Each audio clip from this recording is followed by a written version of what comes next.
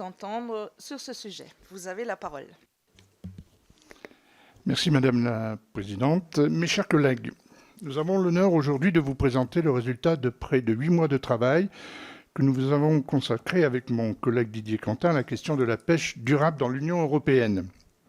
Ce temps de travail nous a permis de rencontrer des scientifiques, les institutions européennes et nationales en charge de ce dossier, des pêcheurs, des armateurs, des mareyeurs, des ONG et des consommateurs. Nous nous sommes également déplacés dans les ports français de toutes les façades maritimes, mais aussi au Portugal, en Italie et bien entendu à Bruxelles, mais ce n'est pas une façade maritime, bien sûr. Le rapport que nous vous présentons et les 27 propositions que nous formulons constituent le bilan de ce travail qui a vocation à alimenter les institutions européennes qui s'installent.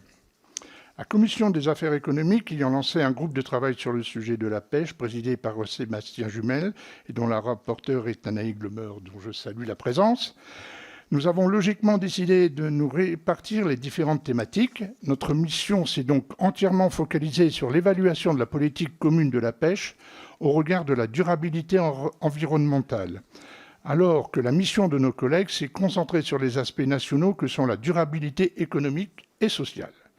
Nos deux rapports doivent être lus comme des apports parfaitement complémentaires. Nous voudrions en préambule vous résumer les principaux résultats de notre travail.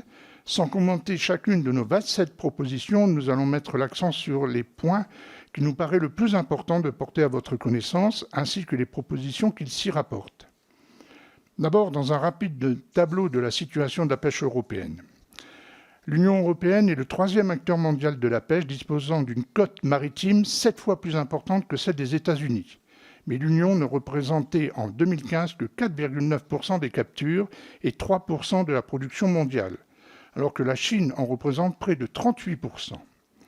Les États membres de l'Union européenne pêchent environ 6 millions de tonnes de poissons chaque année, disposent d'une flotte de près de 90 000 navires, mais continuent d'importer 60% de leurs besoins en produits de la mer.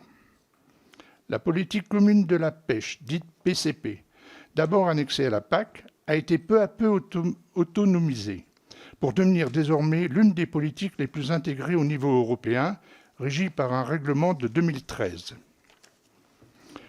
La PCP a mis en place des outils indispensables qui permettent de s'assurer de l'objectif principal de toute politique des pêches, une gestion durable des ressources halieutiques. Les totaux admissibles de capture, ou TAC, ensuite répartis en quotas nationaux, constituent des limites maximales de prélèvement des stocks de poissons. Le Fonds européen pour les affaires maritimes et la pêche, dit FEAMP, est doté de 6,4 milliards d'euros pour la période 2014-2020, dont 588 millions pour la France, pour assurer la transition vers cette pêche durable et soutenir les pêcheurs européens. La dernière réforme de la PCP en 2013 a été l'occasion d'une véritable avancée vers la durabilité, avec l'inscription du rendement maximum durable, ou RMD. Celui-ci se définit comme la quantité maximale de poissons qui peut être prélevée dans un stock sans affecter le processus de reproduction. Le règlement européen de 2013 prévoit que l'ensemble des stocks ait atteint ce niveau de RMD, c'est-à-dire un niveau durable, en 2020 au plus tard.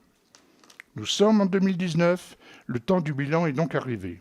Où en sommes-nous dans l'exploitation durable des stocks dans l'Union? Le bilan est très contrasté. D'abord, il faut bien se rendre compte que la situation mondiale des stocks halieutiques est extrêmement préoccupante. La Banque mondiale a fait en 2018 un bilan qu'on peut résumer sur le graphique numéro 1. On y constate que la surexploitation est allée croissante depuis les années 1970 et que 93% des stocks sont surexploités ou pleinement exploités.